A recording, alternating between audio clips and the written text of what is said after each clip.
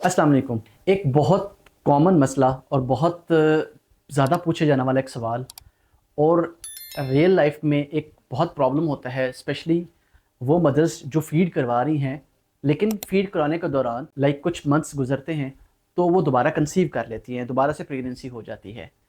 तो उनको समझ नहीं आती और उनको तरह तरह के मशवरे दिए जाते हैं कि अब दोबारा से हमल या प्रेगनेंसी हो गई हुई है तो फ़ीड को जारी रखना है या फ़ीड बंद करना है। डॉक्टर्स ये कहते हैं फ़ीड जारी रखें, घर वाले, पेरेंट्स और दीगर रिश्तेदार ये समझाते हैं कि माँ को दूध नहीं पिलाना चाहिए, इसकी वजह से माँ को तरह तरह की कमज़ोरियाँ हो सकती हैं या बच्चे को प्रॉब्लम हो सकता है, या प्रेग्नेंट लेडी जब किसी अपने पहले वाले बच्चे को दूध पिला रही होती है तो उसको दूध लड़ जाता है, दूध उसको बीमार करता है, उसकी वजह से बच्चों को मोशन लग जाते हैं। सो एंड सो ऑन, बहुत सारे प्रॉब्लम्स डिस्कस किए जाते हैं। इस वीडियो में हम इसकी साइंटिफिक हकीकत जानेंगे कि क्या एक प्रेग्नेंट औरत अपने बच्चे को दूध पिला सकती है कि नहीं। मेरा नाम डॉक्टर वैसा ख्वाजा है और मैं कंसल्टेंट चाइल्ड स्पेशलिस्ट हूँ। वो माएँ जो अपने बच्चों को दूध पिला रही हैं और उस फीडिंग पीरियड के दौरान वो दोबारा से कंसीव करती हैं, फिर प्रेग्नेंट हो जाती हैं, तो वो चाहें तो अपने बच्चों को दूध पिला सकती हैं till the last day of pregnancy, आखिरी दिन तक भी, यानी नई प्रेगनेंसी के 9 महीने तक वो चाहें तो वो पिला सकती हैं अपनी मेडिकल कंडीशन के हिसाब से और अपनी सेहत के हिसाब से। मेडिकल रिकमेंडेशन में किसी जगह पे भी इसको मना नहीं किया गया, इसको डिस्करेज नहीं किया गया। बल्कि मदर फीड को सपोर्ट करने के लिए मैं एक और बात भी कहूँगा कि वो माएँ जो अभी दूध पिला रही हैं, अगर वो अपने बच्चों को एक्सक्लूसिवली फीड करवाएं और कोई फार्मूला या ऊपर से किसी किस्म का दूध या फीडर वाला दूध ना दें, अगर वो सिर्फ और सिर्फ अपना ही दूध पिलाएं, तो इससे एक नेचुरल तरीकाकार होता है कि कॉन्ट्रासेप्शन रहती है, माने हमल रहते हैं, दोबारा से प्रेगनेंसी नहीं होती अगर वो माएँ जो सिर्फ और सिर्फ अपना ही फीड कराती रहती हैं। इसमें कुछ हार्मोनल चेंजेस ऐसी आती हैं जब बच्चों को फीड करवाया जाता है जिसकी वजह से दोबारा मदर कंसीव नहीं करती। ये एक बेहतरीन तरीकाकार है जिससे दो बच्चों के दरमियान में, दो प्रेगनेंसी के दरमियान में वक्फा किया जा सकता है।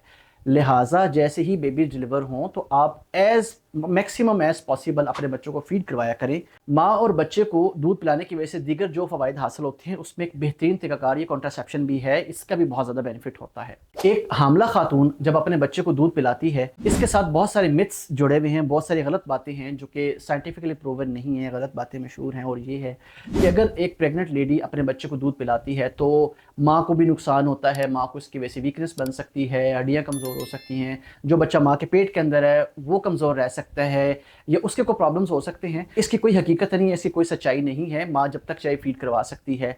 इसके अलावा भी एक कॉन्सेप्ट होता है कि एक प्रेग्नेंट खातून अपने बच्चे को दूध पिलाएगी तो उसकी वजह से बच्चों को मोशन लग जाएंगे या उसको लड़ जाएगा या उससे बच्चा बीमार हो जाएगा, छाती ख़राब हो जाएगी या दीगर तरह के मसाइल, इवन यरकान बन जाएगा। ऐसा मेडिकल में नहीं है, हरगिज़ नहीं है। एक प्रेग्नेंट लेडी जब तक चाहे अपनी प्रेगनेंसी में अपनी सेहत के एतबार से अपनी मेडिकल कंडीशन के हिसाब से लास्ट डे ऑफ प्रेगनेंसी तक भी फीड करवा सकती है।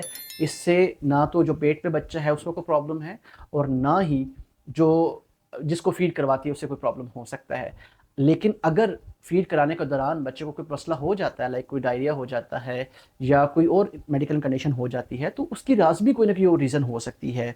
लाइक डायरिया है, इन्फेक्शन है, या हो भी सकता है कि उसने जिस तरह लोग कहते हैं कि उस तरह से दूध छुड़वाया हो, दूध छुड़वा के गाय भैंस का दूध लगा दिया हो, तो गाय भैंस के दूध के साथ कोई प्रॉब्लम हो सकता है, या फीडर की सफाई की वजह से कोई इन्फेक्शन हो सकता है, या बच्चा इस एज का है जिसमें वो कुछ चीज़ें उठा के मुंह की तरफ ले जाता है, वहाँ से उसको इन्फेक्शन बनती है, उसको अपनी इन्वायरमेंट, बेडिंग अपने हाथों से या जो उसके केयर हैंडलर हैं उनकी वजह से अगर कोई इन्फेक्शन उस बच्चे को हो जाती है तो उसकी वजह से डायरिया हो सकता है। मल्टीपल रीजन हैं, बच्चे इन्फेक्शन से बीमार होते हैं, बट रीज़न ये नहीं हो सकती, इसकी कोई और वजह लाजमी हो सकती हैं।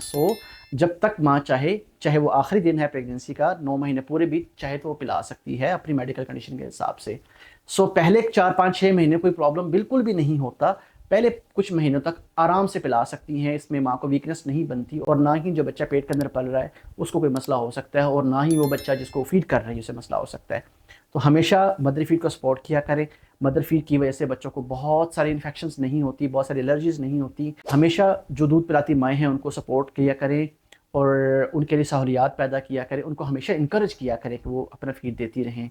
बहुत ज़्यादा बेनिफिट्स होते हैं और अक्सर ऐसा होता है कि डॉक्टर के पास जाने की ज़रूरत ही नहीं पेश आती है। बच्चों की इम्यूनिटीज़ बहुत अच्छी होती है, उनके मूड मिजाज बहुत अच्छे होते हैं और बहुत सारी इन्फेक्शन लाइक कानों की इन्फेक्शन, नाक की इन्फेक्शन, छाती की इन्फेक्शन, इवन यूटीआईज और इसी तरह बच्चा बहुत सारी एलर्जीज से भी महफूज रहता है।